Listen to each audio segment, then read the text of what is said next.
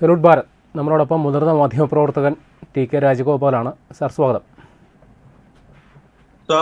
സ്വാഗതം.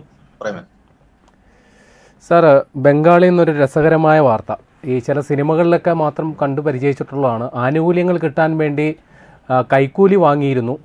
അത് പാർട്ടി തൃണമൂൽ കോൺഗ്രസിൻ്റെ നേതൃത്വം അറിഞ്ഞുകൊണ്ടല്ല എന്നാണ് വിശദീകരണം. പക്ഷേ ഇപ്പോൾ അങ്ങനെ വാങ്ങിയ കൈക്കൂലിയൊക്കെ മൈക്ക് അനൗൺസ്മെന്റ് നടത്തി തിരിച്ചു കൊടുക്കുന്ന അവസ്ഥയിലേക്ക് കാര്യങ്ങളെത്തി. ബംഗാളിൽ എന്താണ് സാർ നടന്നുകൊണ്ടിരിക്കുന്നത്? നമ്മുടെ നാട്ടിൻപുറത്തൊക്കെ, പ്രത്യേകിച്ച് നമ്മുടെ ആലപ്പുഴ ജില്ലയിലൊക്കെ പ്രേമൻ ഓർക്കുന്നുണ്ട്. നമ്മുടെ ചെറുപ്പകാലത്ത് അമ്മി കൊത്താനുണ്ടോ എന്നൊക്കെ പറഞ്ഞ് ചില ആളുകൾ നടന്ന ഓർമ്മയുണ്ട്. അല്ലേ? അമ്മി കൊത്താനുണ്ടോ, അമ്മി എന്നൊക്കെ പറഞ്ഞു വരുമായിരുന്നു, അല്ലേ? എന്ന് പറഞ്ഞു കഴിഞ്ഞാൽ നമുക്കറിയാമല്ലോ, അതിന്റെ ഈ തമിഴ്നാട്ടിൽ നിന്നുള്ള തൊഴിലാളികളായിരുന്നു അവിടെ ഇത്തരം കാര്യങ്ങളിലൊക്കെ വന്നുകൊണ്ടിരുന്നത്. എന്ന് പറഞ്ഞതുപോലെ ബംഗാളിലെ ഗ്രാമാന്തരങ്ങളിൽ ഇപ്പോൾ ഒരു അനൗൺസ്മെന്റ് നടക്കുകയാണ്.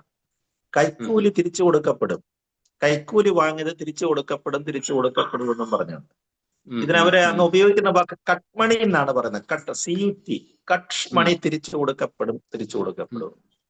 ഇതെന്ന് പറഞ്ഞു കഴിഞ്ഞാൽ അന്വേഷിച്ചപ്പോഴാണ്, ഇപ്പൊ ഇന്ന് വിശദമായ വാർത്തകളൊക്കെ ഇംഗ്ലീഷ് മാധ്യമങ്ങളിലൊക്കെ വന്നിട്ടുണ്ട്. അപ്പൊ അതിൽ നിന്ന് നമ്മൾ മനസ്സിലാക്കിയ ഒരു കാര്യം എന്ന് പറഞ്ഞു കഴിഞ്ഞാല്, ബംഗാളിലെ ജനതയ്ക്ക്, അവിടുത്തെ ഗ്രാമതലങ്ങളിലുള്ള ജനങ്ങൾക്ക് എന്ത് ആനുകൂല്യങ്ങൾ കിട്ടണമായിരുന്നുവെങ്കിലും അവിടുത്തെ പ്രാദേശിക നേതാക്കന്മാർക്ക് കൈക്കൂലി കൊടുക്കണം. എന്ത് ആനുകൂല്യങ്ങളുണ്ട്, ഇല്ലെങ്കിൽ നിങ്ങൾക്ക് അത് കിട്ടുകയില്ല. ഇതായിരുന്നു അവിടുത്തെ സ്ഥിതി എന്ന് പറയുന്നത്. അപ്പൊ അതിന് അവിടുത്തെ ഗുണ്ടകളിട്ട പേരാണ്. അതിനകത്തിലെ പിന്നെ നേതാക്കന്മാരെന്ന് പറഞ്ഞു കഴിഞ്ഞാൽ MLA തൊട്ട് താഴോട്ടുള്ളവർ വരെ ഉണ്ട് കേട്ടോ. MLA മാർ മുതൽ താഴോട്ടുള്ളവരാണ്.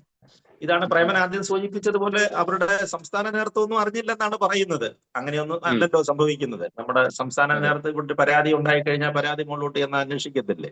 നമ്മൾ കഴിഞ്ഞ ദിവസം കണ്ടില്ലേ, ഒരു ഗ്രാമത്തില് വൈകുന്നേരം മറ്റേ ചെറുപ്പക്കാരെ, സ്ത്രീകളെ വരെ വിളിച്ചു വരുത്തുന്നതായ കൂട്ടായ്മകൾ വരെയൊക്കെ ഉണ്ടായിരുന്നു അവിടെ. അതിനെക്കുറിച്ചൊക്കെ വലിയ ആക്ഷേപവും പോലീസ് പരാതിയൊക്കെ ഇപ്പോഴാണ് വരുന്നത്. പക്ഷേ ഇതൊന്നും അവരറിഞ്ഞിട്ടില്ലെന്നാണ് നേതാക്കന്മാർ. ശരി, നമ്മളതൊന്നും വിശ്വസിക്കാം. പക്ഷേ ഗ്രാമതലങ്ങളിൽ അത് നടന്നിരുന്നു. ഗ്രാമീണ തലത്തില് വലിയ കൈക്കൂലിയായിരുന്നു. അപ്പൊ നമുക്ക് എന്തൊരു ആവശ്യങ്ങൾ സർക്കാരിന്റെ ആനുകൂല്യങ്ങൾ കിട്ടണമെങ്കിലും അതിന്റെ ഒരു നിശ്ചിത ശതമാനം ഈ ഗുണ്ടകൾക്ക് കൊടുക്കണമായിരുന്നു. ഗുണ്ടകൾ എന്ന് പറയുന്ന നേതാക്കന്മാരാണ്. ഗുണ്ടകളെന്ന് ഞാൻ അവരെ വിശേഷിപ്പിക്കാൻ കാരണം, പഴയ CPM പതനത്തിന് ശേഷം ചേക്കേറിയ ഗുണ്ടകളാണല്ലോ TMC-യിലേക്ക് കയറിയത്. നല്ലൊരു ശതമാനം അത്തരത്തിലുള്ള ആളുകളായിരുന്നു. അപ്പൊ ഗുണ്ടാപ്പണിയെ അവർക്ക് അറിയത്തുള്ളൂ, അല്ലെ നോക്കുകൂലി വാങ്ങിക്കുക, ഇതേ അറിയത്തുള്ളായിരുന്നു. അതാണ് ഈ കട്ട്മണി സംസ്കാരം എന്ന് പറയുന്നത്. കട്ട്മണി എന്ന് വെച്ചാൽ ഇപ്പൊ കഴിഞ്ഞ ദിവസം ഇപ്പൊ വന്ന വാർത്തകൾ പ്രകാരമാണെങ്കിൽ നമ്മുടെ 4 ലക്ഷത്തിൽ പരം രൂപയാണ് അവിടുത്തെ വീടിന് ഉള്ള പിന്നെ ഗവൺമെന്റ് ആനുകൂല്യം കൊടുക്കുന്നത്. അടിസ്ഥാന സൗകര്യത്തിന് 4 ലക്ഷം രൂപ കൊടുക്കുകയാണ്. ആ 4 ലക്ഷം രൂപ കിട്ടണമെന്നുണ്ടെങ്കിൽ ഇവർ 15,000 മുതൽ 20,000 രൂപ വരെ കൈക്കൂലി കൊടുക്കണം, കട്ട്മണി കൊടുക്കണം. അപ്പൊ ആദ്യത്തെ ഇൻസ്റ്റാൾമെന്റിലെ കട്ട്മണി ആദ്യം തന്നെ ഞാൻ കട്ട് ചെയ്യും. മുഴുവൻ തുകയും കട്ട്മണിയായിട്ടുള്ളത് കൈക്കൂലി ആദ്യം അങ്ങ് മേടിക്കും. എന്നെങ്കിൽ 2, 3, 4 ഇൻസ്റ്റാൾമെന്റുകൾ കിട്ടുകയുള്ളൂ. അതെല്ലാം ഇപ്പൊ തിരിച്ചു കൊടുക്കുകയാണ്. കാരണം ജനരോഷം നമ്മൾ കണ്ടല്ലോ. മമതയുടെ സ്വന്തം പാർട്ടിയുടെ ദേശീയ general secretary Abhishek Banerjee road നീളയിട്ട് അടിക്കുന്നത് നമ്മൾ കണ്ടു, അല്ലേ? റോഡ് നീളയിട്ട് അടിക്കുക മാത്രമല്ല, അദ്ദേഹത്തിന്റെ ഷർട്ടും വലിച്ചു കീറി ചീമൊട്ടയും വലിച്ചെറിഞ്ഞുകൊണ്ടാണ് കൊണ്ടുപോയത്. എന്തായിരുന്നു 3 മാസം മുമ്പ് അല്ലെങ്കിൽ 2 മാസം മുമ്പ് തമിഴ്നാട്ടിലെ തലയിലെ കിരീടമില്ലാത്ത രാജാവായിട്ട് പോണ ആളാണ്, അല്ലേ? ഒരു പക്ഷെങ്കിൽ മമതയ്ക്ക് ശേഷം അടുത്ത പശ്ചിമ ബംഗാളിന്റെ മുഖ്യമന്ത്രിയാകുമെന്ന് കരുതിയ നേതാവിനെയാണ് ഓടിച്ചിട്ട് തല്ലുക എന്ന് പറയും. ഓടിച്ചിട്ടുള്ള തല്ലലാണ് നമ്മൾ അവിടെ കണ്ടത്. അപ്പൊ അതുകൊണ്ട് അവർക്ക് മനസ്സിലായി, ഗുണ്ടകൾക്കൊക്കെ മനസ്സിലായി. അത്യാവശ്യം ഗുണ്ടകളൊക്കെ സ്ഥലം വിടുകയും ചെയ്തു. ഇവരുടെ കൂലിപ്പട്ടാളം മിക്കവാറും ഒക്കെ ബംഗ്ലാദേശിലേക്ക് കടന്നല്ലോ. അതിർത്തിയിൽ വേലി കെട്ടുന്നു. അതിർത്തി സുരക്ഷിതമാക്കിയതോടുകൂടി ബംഗ്ലാദേശിൽ നിന്നുള്ള ഗുണ്ടാപ്പണിക്ക് കൂട്ടുനിന്നവന്മാരെല്ലാം സ്ഥലം വിട്ടു. അപ്പൊ ഇനി അവിടെ നാട്ടിൽ മര്യാദയ്ക്ക് നിന്നില്ലെങ്കിൽ അടി കിട്ടുമെന്ന് മനസ്സിലായി. അഭിഷേക് ബാനർജി ചില ക്രിക്കറ്റിന്റെ ഓപ്പണിംഗ് ബാറ്റ്സ്മാൻമാരെ പോലെയാണ്, അല്ലേ? ആദ്യത്തെ സ്പെല്ലിൽ ഇമ്രാൻഖാനൊക്കെ എറിയുന്ന സമയത്ത് ആദ്യത്തെ സ്പെല്ലിൽ പന്ത് പൊങ്ങി വരുമ്പോൾ രക്ഷപ്പെടുന്നതിന് വേണ്ടി മുഖത്ത് ധരിക്കുന്ന തരത്തിലുള്ള ഹെൽമെറ്റ് ധരിച്ചുകൊണ്ടാണ് അഭിഷേക് ബാനർജിയെ റോഡിൽ കൂടെ നടത്തിക്കൊണ്ടുപോയത്. അതാണ് ബംഗാളിന്റെ അവസ്ഥ എന്ന് പറയുന്നത്. ഹെൽമെറ്റ് ഇല്ലായിരുന്നെങ്കിൽ ജീവൻ തന്നെ അപകടത്തിലാവുമെന്നൊക്കെയാണ് മമത പിന്നീട് പറഞ്ഞത്. മമത പിന്നീടല്ല, ഇന്നലെയും പറഞ്ഞത് കേട്ടില്ലേ? അവരുടെ കൂടെ നിന്ന് പിന്നെ ഏതാണ്ട് 80 ചില്ലുവാൻ MLA-മാരാണല്ലോ ഉള്ളത്. അതിൽ അവര് വിളിച്ചുകൂട്ടി. അഭിഷേക് ബാനർജിക്കും കല്യാൺ ബാനർജിക്കും അടി കിട്ടി. 2 പ്രമുഖന്മാരായ നേതാക്കന്മാർക്ക് അടി കിട്ടി കഴിഞ്ഞപ്പോഴ് മമത എന്ത് ചെയ്ത്, പെട്ടെന്നൊരു യോഗം വിളിച്ചുകൂട്ടി. MLA-മാരെ എല്ലാരെയും കൂടെ വിളിച്ചു. എത്ര പേര് വന്നു പ്രേമ? 60 പേര് വന്നില്ല. ആകെയുള്ള 84 കഷ്ടിച്ച് 20 MLA-മാരാണ് അവിടെ യോഗത്തിൽ പങ്കെടുത്തത്. അത് തന്നെ ചിലരൊക്കെ പേടിച്ച് തലയെ കൊണ്ട് വിട്ടാണ് വന്നെന്നാണ് പറയുന്നത്. കാരണം തിരിച്ചു ചെന്ന് കഴിഞ്ഞാൽ അടി എതിരെയോടാണ് വരുന്നതെന്ന് അറിയത്തില്ലല്ലോ. അപ്പൊ അന്നേ സമയത്ത് മമതയുടെ ഇന്നലെയും പ്രഖ്യാപനമുണ്ട്. ഇന്നലെയും മമത പ്രഖ്യാപിച്ച് കണ്ടില്ല, ഒന്നുകിൽ TMC ഞാൻ തിരിച്ചു കൊണ്ടുവരും, തൃണമൂൽ കോൺഗ്രസിനെ തിരിച്ചു കൊണ്ടുവരും, ഇല്ലെങ്കിൽ ഞാൻ മരിച്ചു കളയുമെന്നാണ്, ഇല്ലെങ്കിൽ ഞാൻ മരിക്കുമെന്നാണ് അവിടെ പ്രഖ്യാപനം വന്നിരിക്കുന്നത്. കാരണം അവർക്ക് അങ്ങനെ ഒരു നിലപാട് എടുത്തെങ്കിലേ പറ്റുള്ളൂ. വളരെ മോശമായ രാഷ്ട്രീയ സാഹചര്യമാണ് അവിടെ നിൽക്കുന്നത്. ഇപ്പൊ പ്രതിപക്ഷ നേതൃത്വ പദവി പോലും ഇവർക്ക് കിട്ടുമെന്നുള്ള കാര്യത്തിൽ സംശയമാണ്. അതിനകത്തിലും തർക്കം കണ്ടില്ലേ? വ്യാജ ഒപ്പിടുക, വ്യാജ ഒപ്പിട്ടേച്ച് പ്രതിപക്ഷ MLA-മാരുടെ 80 MLA-മാരുടെ ഒപ്പുകളിനകത്തിലെ കഴിഞ്ഞ ദിവസം ഇയാൾ കൊടുത്തിരിക്കുന്നത് കണ്ടില്ലേ? വ്യാജ തട്ടിപ്പിനുള്ള എല്ലാ കളങ്ങളും അവിടെ ഒരുക്കിക്കൊണ്ടിരിക്കുകയാണ്. അപ്പൊ അങ്ങനെ വന്ന സമയത്താണ് ഇപ്പൊ ശോഭൻ ദേവ് ചതോപാധ്യായെ പ്രതിപക്ഷ നേതാവാക്കണമെന്നാണ് ഒരു ഗ്രൂപ്പിന്റെ അഭിപ്രായം. ശോഭൻ ദേവ് വേണം ഇതിനകത്തിൽ കൊണ്ടുവരാനെന്നുള്ളതാണ്. പക്ഷെ അഭിഷേക് ബാനർജി സമ്മതിക്കുന്നില്ല. അഭിഷേക് ബാനർജിയുടെ ലിസ്റ്റിൽ വേറെ ആളുണ്ട്. അപ്പൊ ഈ ശോഭൻ ദേവിനെയൊക്കെ കുറെ പേര് ഇവരെ പുറത്താക്കുകയൊക്കെ ചെയ്യുന്നുണ്ട്. ഈ സമയത്താണ് അഭിഷേക് ബാനർജി ചെയ്തൊരു പണി എന്ന് പറഞ്ഞാൽ വ്യാജ ഒപ്പിട്ടു. MLA-മാരുടെ വ്യാജ ഒപ്പിട്ടിട്ട് ആ ഒരു കത്ത് കൊണ്ട് ഗവർണർക്ക് കൊടുക്കുക. നോക്ക്, ബംഗാളിലെ ഒരു അവസ്ഥ നോക്ക്. ഇത്രയും തലമുതിർന്ന നേതാക്കന്മാർ ചെയ്യുന്ന പണികളാണ്. അപ്പൊ ആ കത്ത് കിട്ടിയ ശേഷം ഗവർണർ പരിശോധിച്ചപ്പോൾ പല MLA-മാരും പറഞ്ഞ് ഞങ്ങൾ അങ്ങനെ ഒരു കത്തിൽ ഒപ്പിട്ടിട്ടില്ല, അങ്ങനെ ഒരു കത്തിൽ ഞങ്ങൾ ഒപ്പിട്ടിട്ടില്ല, ഇത് വ്യാജ കത്താണെന്ന് പറഞ്ഞു. അപ്പൊ അവിടുത്തെ രജിസ്ട്രിയുമായിട്ട് കമ്പയർ ചെയ്തു, താരതമ്യപ്പെടുത്തി നോക്കിയപ്പോൾ ശരിയാണ്, പല ഒപ്പുകളും വ്യാജമാണ്. അതിന്റെ പേരിൽ എൻക്വയറി ഇട്ടിരിക്കുകയാണ്. അന്വേഷണം പ്രഖ്യാപിച്ചിട്ടുണ്ട്. ഇപ്പൊ അവിടെ അന്വേഷണം പ്രഖ്യാപിച്ചു കഴിഞ്ഞപ്പോഴത്തേക്ക് എന്ത് ചെയ്തു? ഇയാൾ ഇന്നലെ ഹാജരായുമില്ല, ഇയാൾ ഹാജരാകുന്നുമില്ല. അതാണ് അവിടുത്തെ അവസ്ഥ എന്ന് പറയുന്നത്. അപ്പൊ ഇപ്പോൾ പോലും അഭിഷേക് ബാനർജിയെ പോലുള്ള ആളുകളുടെ കാര്യം എന്ന് പറയുന്നത് നിയമത്തെയും നിയമവ്യവസ്ഥയും വെല്ലുവിളിക്കുക. അതാണ് അവരുടെ ഇപ്പോഴത്തെ ഈ ഗതികെട്ട കാലത്തും അവരുടെ ഗതികെട്ട കാലത്തും ഉള്ള അവസ്ഥ അതാണ്. പക്ഷേ BJP സംബന്ധിച്ചിടത്തോളം അവർ വളരെ കൃത്യമായിട്ട് നോക്കിക്കൊണ്ടിരിക്കുകയാണ്. ഈ പൊളിറ്റിക്സിൽ നിന്ന് അവർ വളരെ കൃത്യമായിട്ട്, സുവേന്ദു അധികാരി അക്കാര്യത്തിൽ വളരെ കർശനക്കാരനാണ്. അദ്ദേഹത്തിന് അറിയാമായിരുന്നല്ലോ എവിടെയൊക്കെയാണ് പ്രശ്നക്കാരെന്നുള്ളത്. പണ്ട് തന്നെ അവരുടെ കൂടെ നിന്ന കാലത്ത് തന്നെ അദ്ദേഹത്തിന് കൃത്യമായിട്ട് അറിയാമായിരുന്നു. അപ്പൊ അതുകൊണ്ടാണ് ഞാൻ നേരത്തെ പറഞ്ഞത്, അതിർത്തിയെല്ലാം വേലി കെട്ടി സംരക്ഷിച്ചു. ഇനി ഒരാളിനെ പോലും റേഷൻ കാർഡ് പോലും കൊടുക്കത്തില്ലെന്ന് പറഞ്ഞിരിക്കുകയാണ്. അതായത് അവിടെ അനധികൃതമായിട്ട് താമസിക്കുന്നവരെ റേഷൻ കാർഡ് പോലും കൊടുക്കത്തില്ല. അതിർത്തിയില്, പ്രത്യേകിച്ച് മാൾഡ അതിർത്തിയിലൊക്കെ പിന്നെ ഷെൽട്ടർ വരെ പണിഞ്ഞു കഴിഞ്ഞിരിക്കുകയാണ്. അനധികൃതമായിട്ട് താമസിക്കുന്നവനെ പിടിച്ച് ഷെൽട്ടറിനകത്ത് ഇടുമെന്നോട് പറഞ്ഞോടുകൂടി ബംഗ്ലാദേശിലേക്കുള്ള ഒഴുക്ക് വർദ്ധിച്ചിരിക്കുകയാണ്.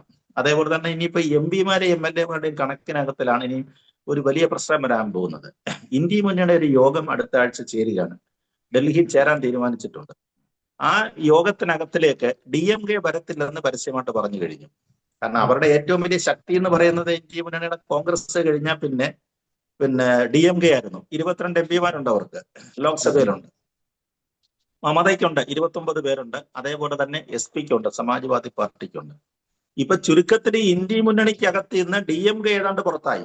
DMK വരികയില്ലെന്ന് അവർ കൃത്യമായിട്ട് കഴിഞ്ഞ ദിവസം മെസ്സേജ് കൊടുത്തിട്ടുണ്ട്. കാരണം അവരെ ചതിച്ചു എന്നാണ് പറയുന്നത്. തമിഴ്നാട്ടിൽ അവരെ ചതിച്ചത് കൊണ്ട് ഇത്രയും കാലം കൂടെ നിന്നേച്ച് കോൺഗ്രസ് അവരെ ചതിച്ചു. കോൺഗ്രസ് 2 മന്ത്രിസ്ഥാനത്തിന് വേണ്ടിയിട്ട് മന്ത്രിസഭയെ കയറിയത് കൊണ്ട് ഞങ്ങൾ വരുന്നില്ല എന്നാണ്.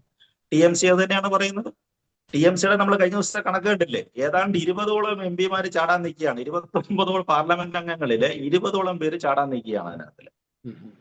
എന്താണ് ഇപ്പൊ അവസ്ഥ? 20 പേരെ ഉള്ളോന്ന് അറിയത്തില്ല. ഒരുപക്ഷെ മഹുവാമ ഇത്ര ഒരുപക്ഷെ കൂടെ നിന്നേക്കുമായിരിക്കും. കാരണം അവരെ സംബന്ധിച്ചിടത്തോളം അവർ വേറൊരു പൊളിറ്റിക്സിന്റെ ആളായതുകൊണ്ട് അവര് ചിലപ്പോൾ കൂടെ നിന്നേക്കും. ബാക്കി എത്ര പേര് കാണുമെന്നുള്ളതിന്റെ കാര്യത്തിൽ സംശയവും.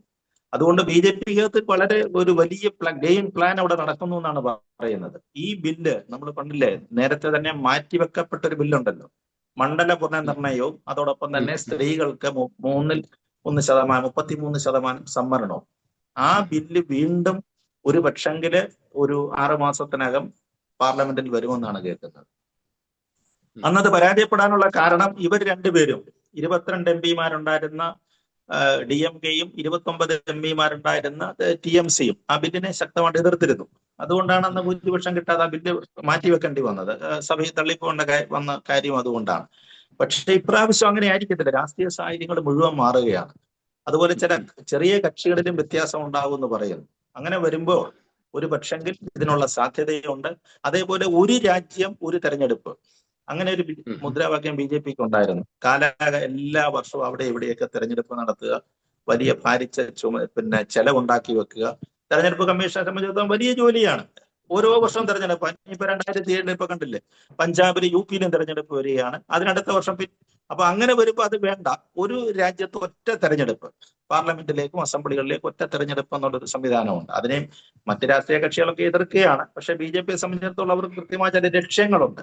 എനിക്ക് തോന്നുന്നത് ഈ ബംഗാൾ പൊളിറ്റിക്സ് കൂടെ നമ്മൾ ചേർത്ത് വായിക്കുമ്പോൾ അതിനൊക്കെയുള്ള ഒരു വലിയ സാധ്യത തെളിഞ്ഞു വന്നുകൊണ്ടിരിക്കുകയാണ്. എന്തായാലും DMK-മാരെന്തായാലും ഇനിയിപ്പോൾ ഇന്ത്യ മുന്നണിയുടെ ഭാഗത്തിന്റെ ഭാഗമായിട്ട് അവരുടെ കൂടെ ചേരത്തില്ല, അത് ഉറപ്പായി കഴിഞ്ഞു. 22 പേര് മാറി കിട്ടി. ഇനി 29 പേരിൽ എത്ര പേര് മമതയുടെ കൂടെ നിൽക്കും, അതാണ് അടുത്തത് അറിയാനുള്ളത്. പിന്നെ UP തെരഞ്ഞെടുപ്പ് വരുമ്പോഴത്തേക്ക് SP-യുടെ കാര്യം അപ്പോഴത്തേക്ക് നോക്കിക്കോളും.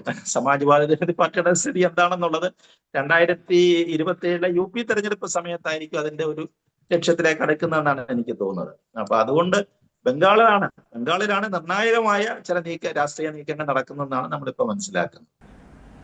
അല്ല, ഇതിൽ ഈ നമ്മൾ ഈ MP-മാരുടെയൊക്കെ കാലാവധി പൂർത്തിയാകുന്നതിന് മുമ്പ് അവർ ഈ മുഴുവനായിട്ട് ഇപ്പം ആം ആദ്മി പാർട്ടി ലയിച്ചതുപോലെ ഒരു വലിയൊരു കൊഴിഞ്ഞുപോക്ക് ഉണ്ടാവുകയാണെങ്കിൽ ഈ തൃണമൂൽ കോൺഗ്രസ് എന്ന പാർട്ടി തന്നെ ഇല്ലാണ്ടാകുന്ന ഒരു അവസ്ഥയിലേക്ക് കാര്യങ്ങൾ പോകും.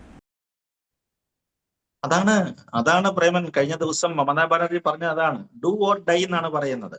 ഒന്നുകിൽ ഇതിനെ കൊണ്ട് മുന്നോട്ട് പോവുക, ഒന്നുകിൽ TMCയെ കൊണ്ട് ഉള്ളവരെയും കൂടെ വെച്ച് മുന്നോട്ട് പോവുക, ഇല്ലെങ്കിൽ മരിക്കുക എന്ന് പറഞ്ഞാൽ അവർ സ്വയം മരിക്കുക എന്നുള്ളതല്ല അതിനകത്ത് ഉദ്ദേശിക്കുന്നത്.